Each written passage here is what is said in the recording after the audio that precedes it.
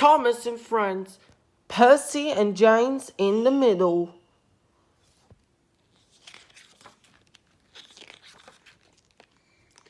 Percy loved working on the island of Sodor. He loved being a really useful engine, shunting trucks and delivering the mail, and doing whatever jobs the Fat Controller gave him.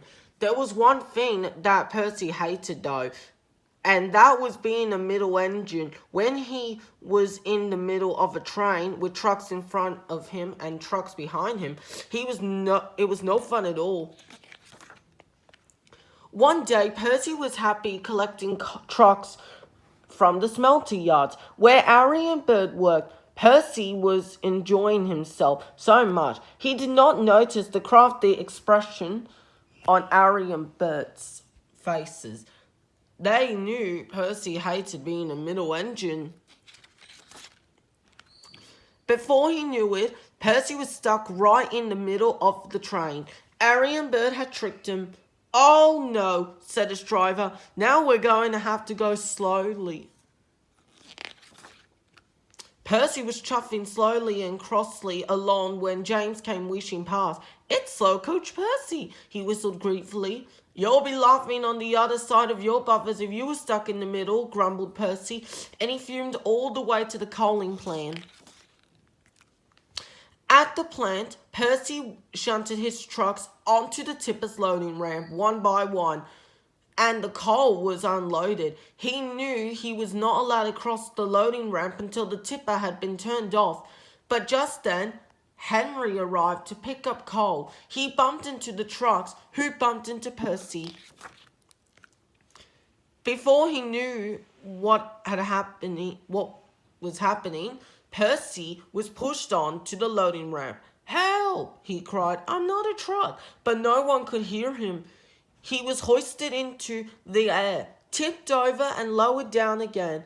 By the time he landed back on to the ground, he barely knew which way was up and which way was down.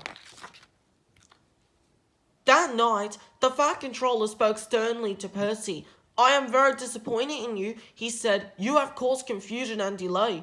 "I'm sorry, sir," said Percy, "but it wasn't my fault. Aryan and Bert made me a middle engine, then Henry pushed the trucks, so I ended up on the ramp. Nevertheless, you will shunt trucks in the yard until I get to the bottom of this," said the Fat Controller.